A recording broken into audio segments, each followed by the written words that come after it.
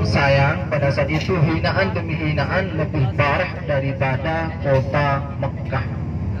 Jadi pada saat itu Rasulullah sampai ke kota Taif menyampaikan Islam kepada penduduk Taif. Ini Rasulullah dicaci maki, diludahi.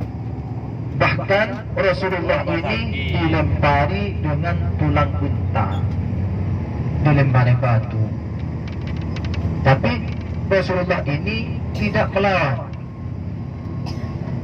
Jadi Rasulullah ini sabarnya luar biasa. Seandainya kita pada saat itu diludahi oleh orang, dilempari batu atau tulang unta, bahkan Rasulullah ini dilempari dengan kotoran unta. Bapak, kalau kita sekarang pada posisi saat itu, apakah kita akan melawan? Insya Allah melawannya. Nah, pada saat itu Rasulullah SAW ini tidak melawan sama sekali. Bahkan pada saat itu Rasulullah SAW ini pelipisnya Rasulullah ini sampai berdarah. Tapi Rasulullah SAW ini menampung darahnya. Kenapa kok Rasulullah ini tidak mengizinkan darah Rasulullah ini menyentuh tanah, menetes ke tanah? Kenapa? Karena ada sahabat yang menanyakan, jikalau darah saya ini menetes ke tanah, maka penduduk kota Taif ini akan rata. Karena kenapa? Jikalau darahnya Rasulullah ini menetes ke tanah, maka tanah ini tidak terima. Jadi pada saat itu Rasulullah SAW ini bersama budaknya pada saat itu keluar dari kota Taif. Dan pada saat itu Rasulullah ini duduk di bawahnya pohon kurma. Dan pada saat itu Rasulullah SAW ini dihampiri oleh malaikat Jabal atau malaikat penjaga gunung di dunia. Dan pada saat itu Rasulullah SAW ini dihampiri terus sama malaikat tersebut, ditawari, wahai Rasulullah, pilih gunung mana saja biar aku ratakan penduduk kota Taif, kata malaikat tersebut. Jadi pada saat itu Rasulullah ini dihampiri oleh malaikat terus ditawari, suruh pilih gunung mana saja yang akan dilemparkan ke penduduk kota Taif.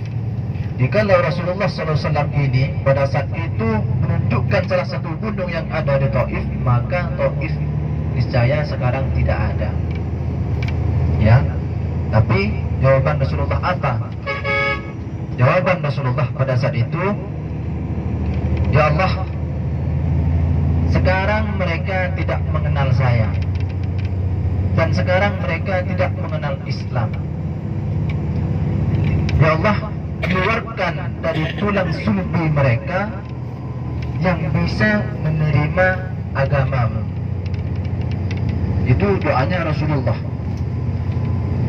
Dan jikalau kita pada posisi saat itu, insya Allah kita akan menuju salah satu gunung atau 2 sampai 3 ya. Iya, insya Allah ya. Tapi Rasulullah tidak, malah mendoakan supaya kota Taif ini, penduduk kota Taif ini menerima agama Islam. Masya Allah, alhamdulillah pada saat itu doanya Rasulullah ini diijabah oleh Allah. Dan insya Allah sekarang di kota Taif ini, insya Allah semua penduduknya insya Allah Islam semua. Dan pada saat itu Rasulullah SAW ini dihampiri oleh budak juga, dihampiri terus dikasih anggur. Dan pada saat itu ketika Rasulullah SAW ini mau makan, ini si budak tersebut ingat akan nabinya yang terdahulu.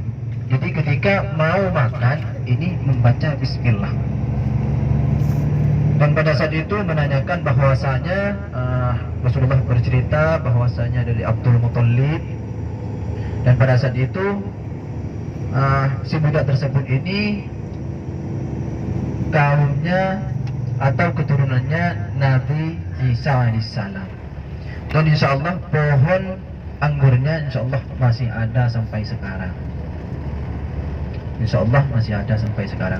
Terus pada saat itu Rasulullah SAW lanjut keluar. Terus Rasulullah ini beristirahat di bawahnya gunung. Beristirahat di bawahnya gunung.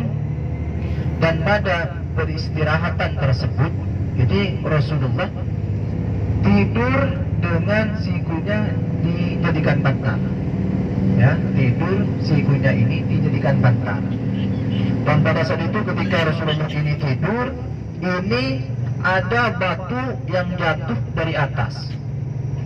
Namun alhamdulillah batu tersebut tidak mengenai Rasulullah. Jadi cuma mengenai pinggirannya saja. Dan insya Allah kita nanti akan melewati tempat tersebut atau yang dinamakan Masjid Qud. Sekarang dinamakan